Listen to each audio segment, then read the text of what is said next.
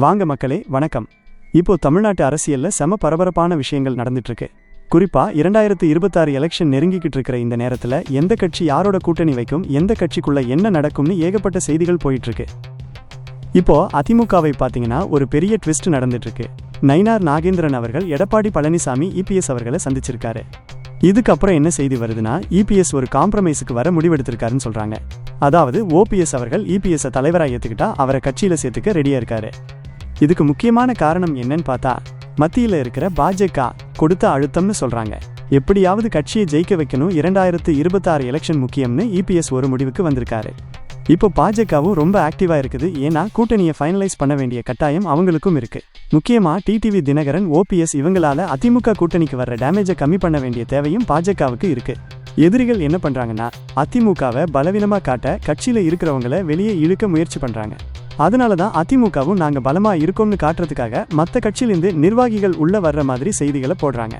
அதிமுகவுக்கு இந்த எலெக்ஷன்ல கண்டிப்பா ஜெயிச்சே ஆக வேண்டிய கட்டாயம் இருக்கு. ஏன்னா ஜெயலலிதா அவர்கள் இல்லாம 2 தடவை கண்டினியூஸா தோத்தாங்கன்னா திமுக எதிர்ப்பாளர்கள் மத்தியில அதிமுக மேல இருக்கிற நம்பிக்கை சுத்தமா போயிடும். இபிஎஸ்ஆல இன்னும் ஒரு சாலிடான வெற்றியை நிரூபிக்க முடியல. அதனால இந்த எலெக்ஷன்ல அவர் ப்ரூவ் பண்ணியே ஆகணும். அதிமுக தமிழ்நாட்டில் பெரிய கட்சியா இருக்கணும்னா கொங்கு பகுதியை மட்டும் நம்பி இருக்க முடியாது. எல்லா பகுதியிலையும் செல்வாக்கு இருக்கணும். இப்போதைக்கு கொங்கு பகுதியில ஸ்ட்ராங்கா இருந்தாலும் சவுத்ல ரொம்ப வீக்கா இருக்கிறாங்க. அதனால சவுத்தை பலப்படுத்த வேண்டிய தேவை இருக்கு. ஓபிஎஸ் உள்ள கொண்டு வர்றது ஒரு ஆப்ஷனா இருக்கு. லோக்சபா எலெக்ஷன்ல ராமநாதபுரத்துல மட்டும் ஓபிஎஸ் கிட்டத்தட்ட 4.5 லட்சம் ஓட்டுகள் வாங்கியிருக்காரு. இது சாதாரண விஷயம் கிடையாது. அதே மாதிரி டிடிவி தினகரன் 2021ல் 2.5 விழுக்காடு ஓட்டு வாங்கினாலும் சிவகங்கை, ராமநாதபுரம், மதுரை, தென்காசி மாதிரியான பகுதிகளில் 20 தொகுதிகளில் அதிமுகவின் வெற்றி வாய்ப்பை இல்லாம பண்ணிட்டாரு. டிடிவியோட ஓட்டுகள் தென் மாவட்டங்கள்ல கான்சென்ட்ரேட்டடா இருக்குது. அதனால தென் மாவட்ட அதிமுக நிர்வாகிகள் டிடிவியை கட்டுப்படுத்த சொல்லி தலைமைக்கு தகவல் அனுப்புறாங்க. இபிஎஸ் என்ன தலைவரா ஏத்துக்கணுங்கிற தன்னோட நிலைப்பாடுல கரெக்டா தான் இருக்காரு. ஆனா வெற்றி தேவைப்படுறதுனால தான் இப்போ ஒருபடி இறங்கி வர முடிவெடுத்திருக்காருன்னு தோணுது. ஓபிஎஸ் வேணும்னா இபிஎஸ்ஐ ஏத்துக்கிட்டா உள்ள வரலாம். ஆனா டிடிவி தினகரன் தனி கட்சியை வச்சிருக்கதால அவரை அகாமடேட் பண்றது கஷ்டம்தான். பாப்போம். பால் இப்போ ஓபிஎஸ் கோர்ட்ல இருக்கு. அடுத்ததா கொங்கு பகுதியை குறிவைக்கும் டிவிகே தமிழக வெற்றி கழகம் பத்தி பேசலாம். டிசம்பர் 18ஆம் தேதி ஈரோட்டில் ஒரு பொதுக்கூட்டத்தை அவங்க பிளான் பண்ணியிருக்காங்க.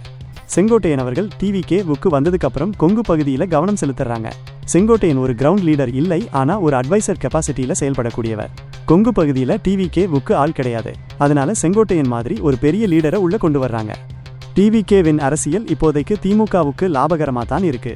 கொங்கு பகுதி இப்போ அதிமுக கண்ட்ரோல்ல ரொம்ப ஸ்ட்ராங்கா இருக்கு. கமல்ஹாசன் பிரீச்ச அந்த இடத்துல இப்போ விஜய் ஆக்குபை பண்ண வேண்டிய தேவை இருக்கு. அதாவது திமுகவை எதிர்க்கணும், ஆனா அதிமுக பாஜகவுக்கு ஓட்டு போடக்கூடாதுன்னு நினைக்கிறவங்களுக்கான ஸ்பேஸை தான் விஜய் பிடிக்க பாக்குறார். இந்த ஓட்டுகளை விஜய் உடைக்கலன்னா அது அப்படியே திமுகவுக்கு போயிடும். அதனாலதான் கொங்கு பகுதியை அவங்க ஃபோக்கஸ் பண்றாங்க.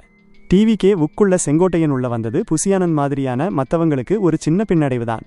ஏன்னா கரூர்ல நடந்த ரோட் ஷோ சரியா ஆர்கனைஸ் பண்ணப்படாதது மாதிரியான சம்பவங்கள் கட்சிக்கு ஒரு எக்ஸ்பீரியன்ஸான ஆள் தேவைப்படுதுங்கிறத உணர்த்துது. 41 பேர் இறந்ததுக்கு அப்புறம் ஒரு கூட்டம் நடக்கும்போது பாதுகாப்புக்கு முக்கியத்துவம் கொடுக்கணும். ஆனா அங்கேயும் உள்ள வாங்கன்னு கூட்டத்தை நிரப்ப பார்த்தது ரொம்ப தவறு. இப்போ கட்சிக்கு ஆர்கனைசிங் கெபாசிட்டி தேவைப்படுது. அதனால செங்கோட்டையன் மாதிரியான எக்ஸ்பீரியன்ஸ்டு ஆட்கள் தேவைப்படுறாங்க. புசியானந்தோட பவர் அவர் திறமையால் வரலை, விஜய் அவருக்கு கொடுத்த அத்தாரிட்டியால தான் வந்துச்சு. விஜய் நினைச்சா அந்த அத்தாரிட்டியை யார்கிட்ட வேணாலும் டெலிகேட் பண்ண முடியும். அது மட்டும் இல்லாம பப்ளிக்ல புசியானந்த் பண்ற சில விஷயங்கள் கொஞ்சம் நெகட்டிவா அமையுது. பிஆர் டிசாஸ்டர், குறிப்பா அந்த ஐபிஎஸ் அதிகாரி மைக்கை புடுங்கின சம்பவம். இறுதியா காளியம்மாள் அவர்கள் இப்போ ஒரு ட்ரெடிஷ்னல் பாலிட்டிஷியனா மாற ஆரம்பிச்சிருக்காங்கன்னு தோணுது. நாம் தமிழர் கட்சியிலிருந்து வெளியே வந்ததுக்கு அப்புறம் ஆப்ஷன்ஸை ஓப்பனா வச்சிருக்காங்க. யாரையும் தாக்காம எல்லா கட்சிகள் பத்தியும் பேசிட்டு சீக்கிரமா முடிவை சொல்றேன்னு சொல்றது கொஞ்சம் கமர்ஷியலா இருக்குது. அவங்க இருந்த மாற்று அரசியல் பாதையிலிருந்து விலகி ட்ரெடிஷ்னல் பாலிடிக்ஸ் ரூட்ல போக ஆரம்பிக்கிறாங்க. ஒரு திறமையான லேடிக்கு புது ஆப்ஷன்ஸ் ஓப்பன் ஆகிறது சந்தோஷம்தான். இவ்வளவுதான் மக்களே, இப்போதைக்கு தமிழ்நாட்டு அரசியலில் இருக்கிற முக்கியமான அப்டேட்ஸ்.